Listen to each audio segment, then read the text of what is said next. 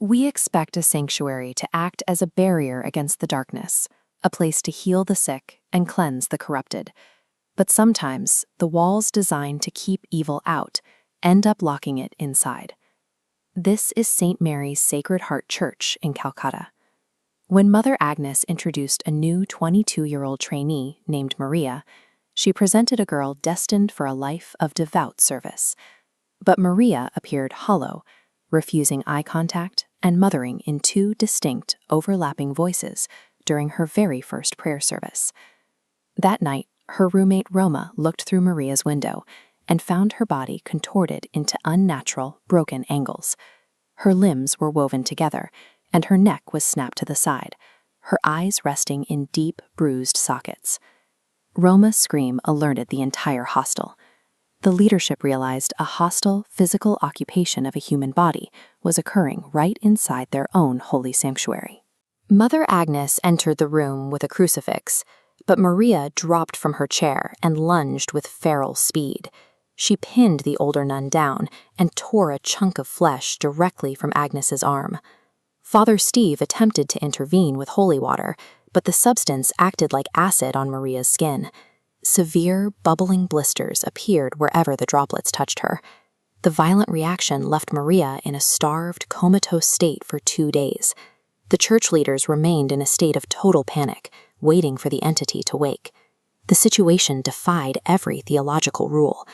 The church's most sacred tools, holy water and crosses, were actively agonizing this entity instead of banishing it.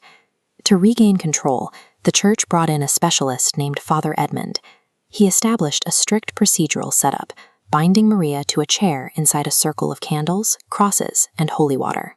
As the incantations began, Maria thrashed against her bindings, her voice shifting between the high cries of an infant and the harsh, booming shouts of a man. Then the procedure took a sudden turn. As Father Edmund pushed the entity to reveal itself, the physical reaction hit Mother Agnes.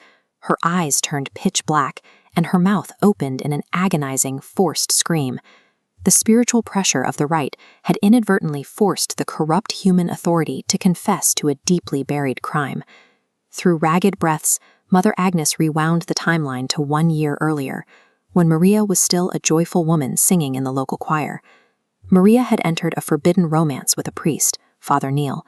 When she became pregnant and refused to terminate, Neil and Agnes conspired to protect the church's reputation at any cost.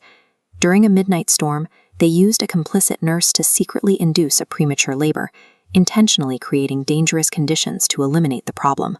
The baby was born alive. Father Neil and Mother Agnes lied to the exhausted Maria, claiming her child had died, before they carried the living infant into the graveyard and buried it in a shallow, muddy pit. The brutal, desperate self-preservation of the church's own leadership was the true disease rotting the foundation of the Sacred Heart. Maria's grief over her dead child led her to join the nunnery, where she spent her nights weeping in the graveyard, unaware she was kneeling over her own son's grave. This nightly agony forged a spiritual tether. Her trauma acted as a conduit, pulling dark, chaotic energy from the graveyard into her own body. A complex hive of restless spirits now occupied Maria, all anchored and commanded by the vengeful soul of her murdered infant. This explained why holy water caused such severe burns. The entity was a manifestation of karmic justice born directly from the church's own hypocrisy.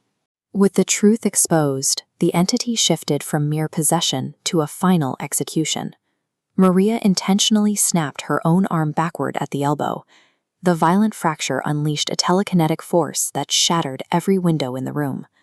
Father Neil arrived just as Maria raised her hand, levitating both him and Mother Agnes high off the floor by their throats.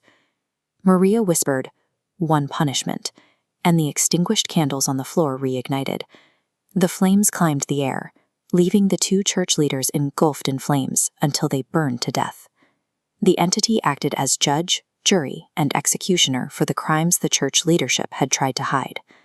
Maria survived the ordeal and eventually recovered, but the ensuing scandal permanently shuttered both the Sacred Heart and city holy churches.